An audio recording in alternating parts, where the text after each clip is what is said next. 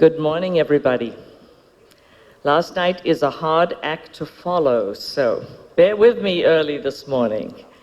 I'd like to thank you all for attending this morning, and I'd also like to thank the ICA, Mr. President, Mr. Chairman, the ICA Board of Directors, the Steering Committee, the Speakers Committee, for the wonderful invitation to participate in this, the 19th ICA Congress. Since its founding in 1984, the ICA has grown in membership and global reach, and in its importance to the global gem and jewelry industry. In working to advance the organization's 9 objectives, all of which support the advancement and promotion of the knowledge and appreciation of colored gemstones, you've done a great service, not only to your membership and the broader trade, but to the most important group of stakeholders, the gem and jewelry buying public, without whom none of us would be here today. These biennial gatherings, since the very first in Acapulco, Mexico in 1985, thank you, Roland, for the slideshow yesterday, are a very important part of your efforts, and I'm very appreciative and honored to have the opportunity to speak with you today.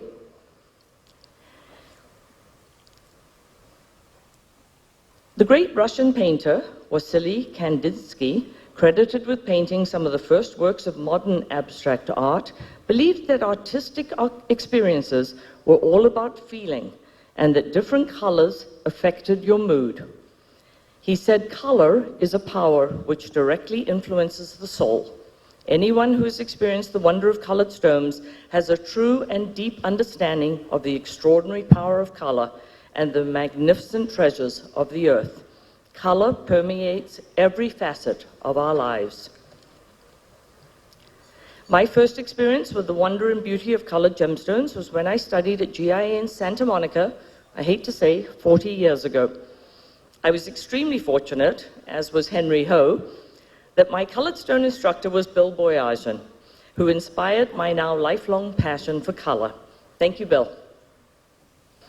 It also began my great journey in this wonderful industry, first to Borsheim's as a jewelry retailer for 31 years, 20 of those reporting to Warren Buffett as CEO, and now at GIA for the past 6 years. Diamonds, like their beautiful crystal structure, are reliably regular. The diamond industry in large part reflects that. Large, well-organized mining operations, technologically advanced manufacturing, well-managed supply chains, and of course, dependable independent grading reports from GIA. Colored stones, however, are diamonds' wild cousins. They bring color and vibrancy in all imaginable shades and are truly the life of the gem and jewelry party. Anyone fortunate enough to experience the fabulous chaos of Tucson during the February shows certainly knows this. Robert M. Shipley founded GIA in 1931 to professionalize jewelers through gemological education, and in 1934 he created the American Gem Society, a membership society where these newly trained jewelers could network and continue to learn. He began the first GIA laboratory on his dining room table and kitchen counters in the home in Los Angeles he shared with his wife Beatrice, who also contributed so much to both GIA and AGS. This first GIA laboratory provided gem testing and identification for students, AGS members, and the public. Although described at the time in trade publications as a small practical laboratory, it relied on loaned or donated instruments. It was Mr. Shipley's son, Robert Shipley Jr., who, finding that there were few scientific instruments suitable for gemological purposes, set out to create tools for this new and developing science. From the iconic jeweler's loupe to the first gemological microscope, whose design concepts are still used today, Shipley Jr. made a lasting contribution to the industry and started a legacy of innovation that continues today. To this day, GIA research scientists continue to develop new techniques and instruments to face the daily challenges of gem identification and the reliable detection of laboratory-grown gems and new treatments used to enhance gemstones. With the acquisition of the New York Gem Trade Laboratory in 1949, GIA expanded to the East Coast and began to add more expertise and experts in the heart of the U.S. gem trade. Some of the founding fathers of GIA began working there. Richard Liddicoat, Robert Crowningshield, and Bert Crashers built such a reputation for expertise and insight that the trade began to talk about going to see the professors at GIA. You know GIA for many things, for the unbiased and independent GEM identification and grading reports from our 11 laboratories, for our specialized diploma and certificate programs offered at our 10 schools and education centers and online through our distance education program, for our extensive research into diamonds, colored stones, and pearls, research that underpins our education programs and supports the work in our gemological laboratories. Today, I hope to share with you many of the other facets of GIA.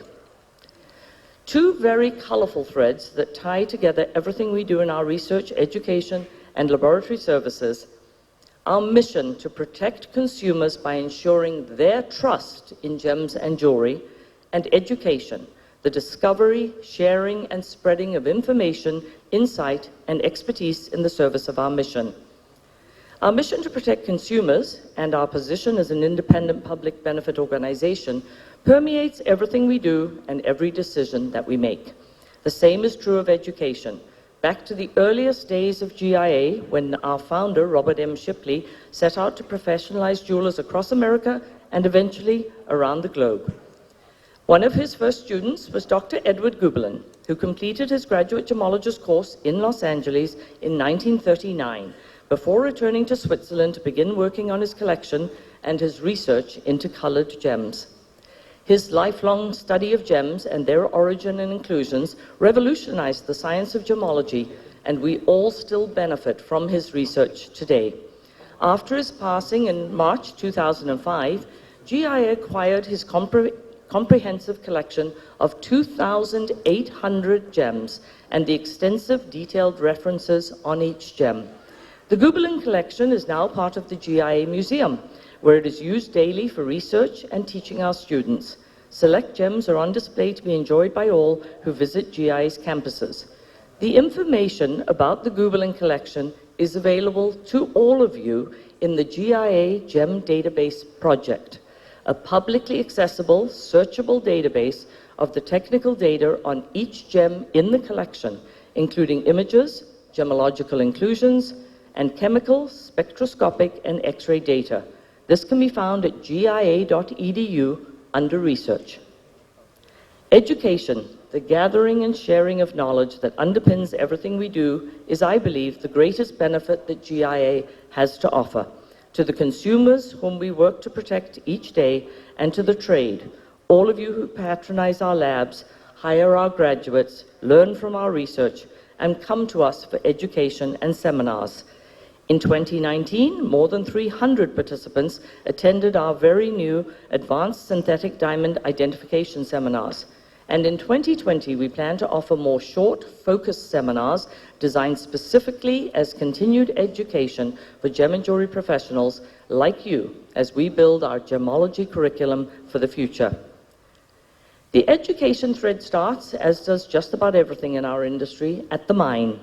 GI field geologists and gemologists have made more than 90 expeditions to multiple locales in more than 20 countries, visiting the sources for sapphires, rubies, emeralds, diamonds, and other gems. This coming year, we have planned trips to Russia, Mozambique, Sri Lanka, and Myanmar. On these trips, they collect and catalog reference samples for many different gem species to continually build our database, which is used extensively by our researchers and colored stone experts. It now has more than 21,000 entries, cataloging the unique characteristics of the ruby, sapphire, emerald, spinel, and many other gem species collected at each specific site.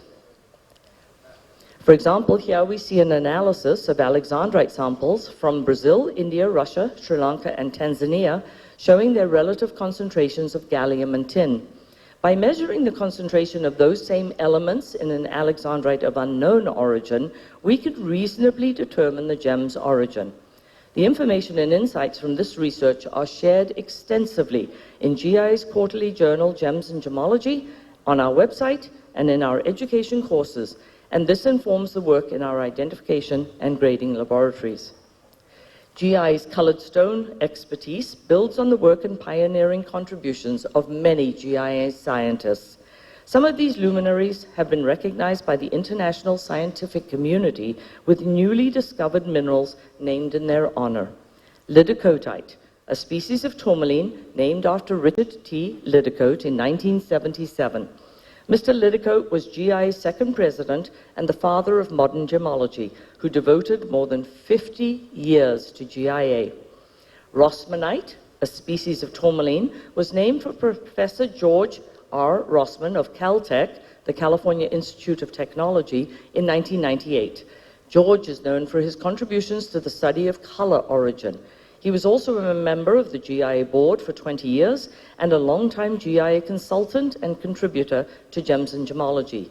Valleyite, a magnetic mineral found in the late Pleistocene basaltic igneous scoria from the Menon volcanic complex near Rexburg, Idaho, was named in honor of geoscientist and GIA Governor Dr. John Valley in 2017. Crowning shieldite, a nickel sulfide mineral with a hexagonal crystal structure which can be regarded as the high-temperature polymorph of the mineral millerite, was named for Robert Crowningshield, a pioneer in gemological research who worked for 55 years at GIA. And just last month, John Queverlite, a new species in the beryl family discovered in Mogok by gemologist Nay Mayo, was named for John Queveler, renowned GIA researcher and a pioneer of photomicrography. That legacy of exceptional pioneering research continues today. In 2017, GIA began a postdoctoral research fellow program to offer younger scientists the opportunity to study the unique river of stones that flows through our 11 laboratories around the world. Their groundbreaking research has led to publications in many prestigious scientific journals, including cover articles in both Science and Nature. These pioneers and others who undertake GI's work in diamonds and colored stones led us to discoveries that have had a significant and positive impact on the diamond and colored stone trade, and especially on consumer confidence. In 1967, we conducted the first gemological evaluations of two new gems materials from Tanzania and Kenya, tsavorite and tanzanite, when Campbell Bridges brought these newly discovered gems to GIA for identification and testing. In the mid-1970s, GIA researchers determined that black is a natural color for culture pearls from the Pinctada margatifera mollusk. In 2013, Gems and Gemology published the authoritative article on beryllium diffusion treatment in corundum, proving that this treatment, which was being used to produce a full range of colors, could be detected. Low temperature treatment in 2015, Gems and Gemology published an article demonstrating that gemological laboratories have the capability of detecting low temperature treatment in rubies from Mozambique. GIA was an early leader in colored stone research and will continue these efforts to protect consumers. This work has continued with recent research to establish standards for accurately describing the chemistry of corundum, and these corundum standard sets are made available to other laboratories and institutions.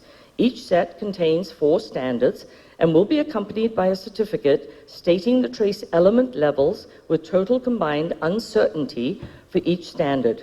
These standards include the following trace elements: beryllium, magnesium, titanium, vanadium, chromium, iron, nickel, and gallium. The standards were individually calibrated with SIMS with specific detection limits for the characteristic trace elements. Our research and these many discoveries enable us to help the global gem and jewelry trade and ultimately the consumers who are our ultimate stakeholders.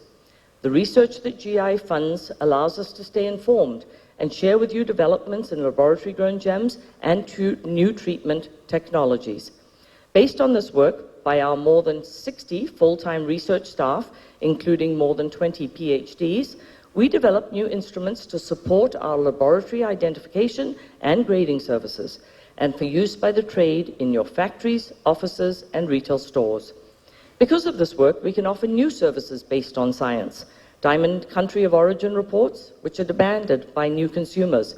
Automated analysis of diamond melee to detect and remove laboratory-grown stones and simulants, and in the near future, we will introduce a new service that will do the same for ruby melly.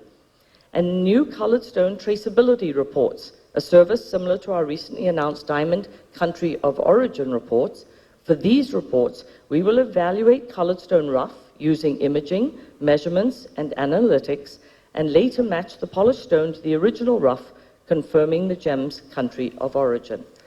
For exceptional stones, like the Starry Night Sapphire, we offer the monograph report that, in addition to the full grading and identification process, documents the gemstone's historical provenance and is treasured by high-end clients because it tells the story of their special gem.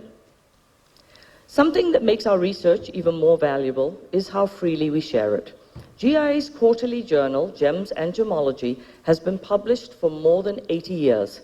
The articles are meticulously researched and written, and because it is a scientific journal, the featured articles are reviewed by renowned experts in their fields.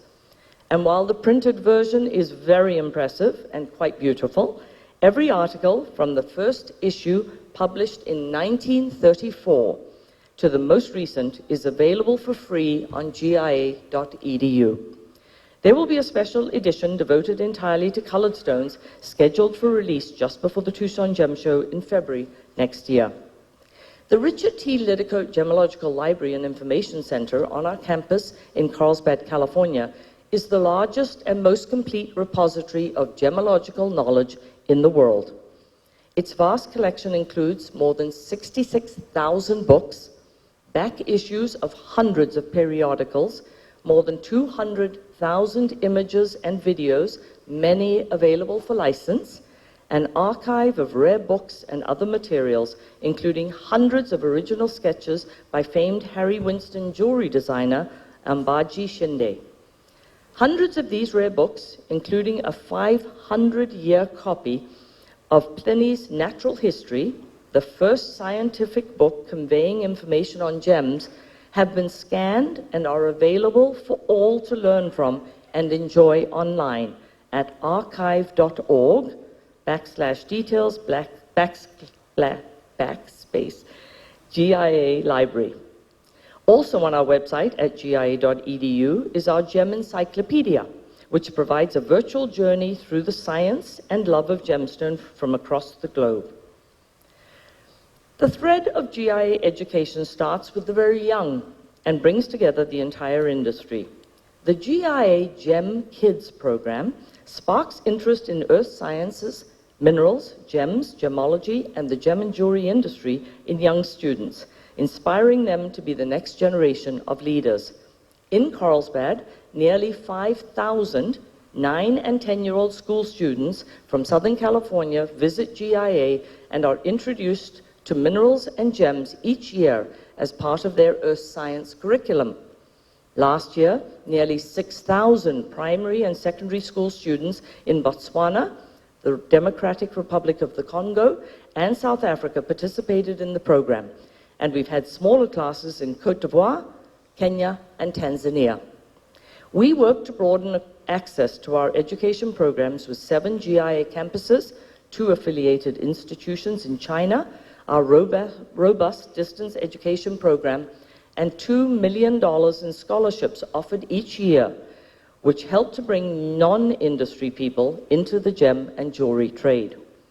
The graduates of these programs can be found in every part of our industry, and thank you. Many of you are here with us today.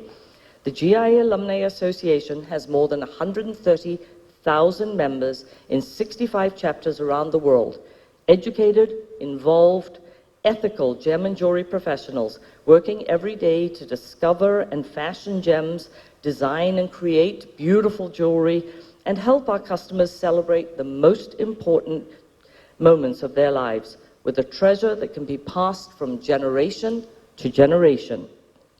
Just a year ago, GIA hosted the 6th International Gemological Symposium at our world headquarters in Carlsbad, California.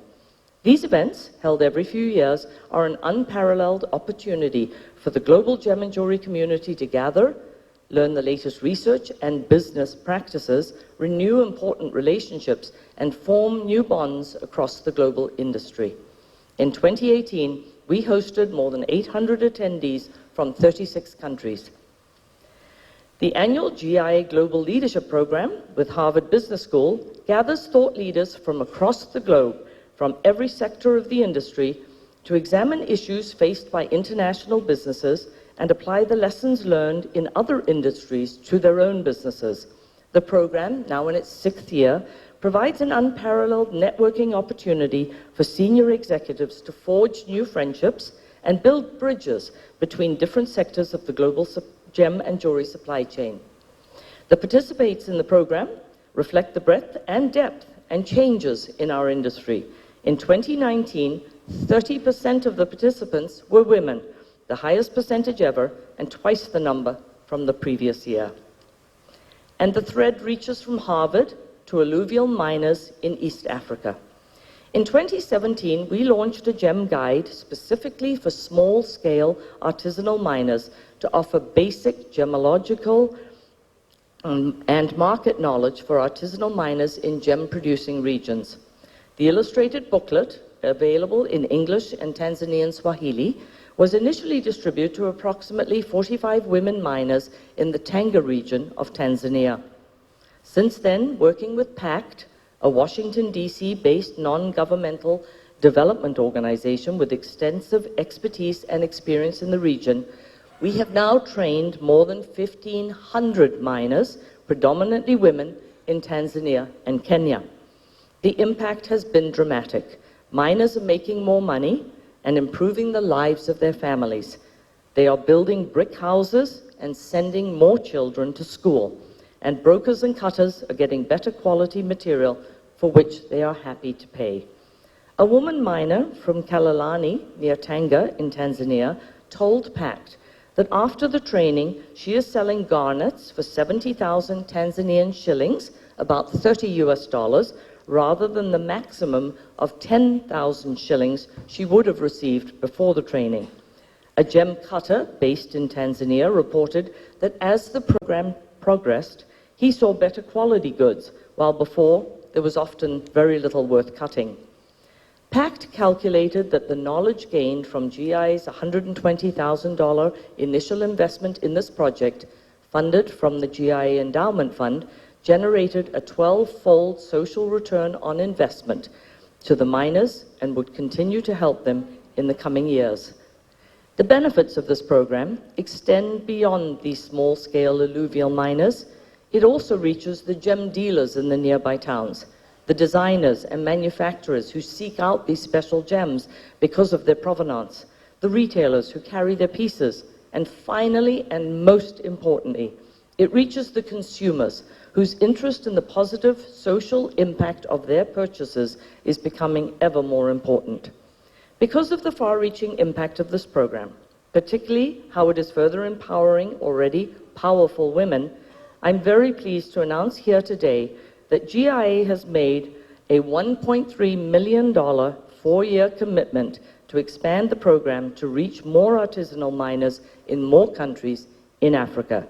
I'm honored to share this with you today and hope you will join me in celebrating the achievements of these wonderful miners and especially the women of the Tanzanian Association of Women Miners. Thank you.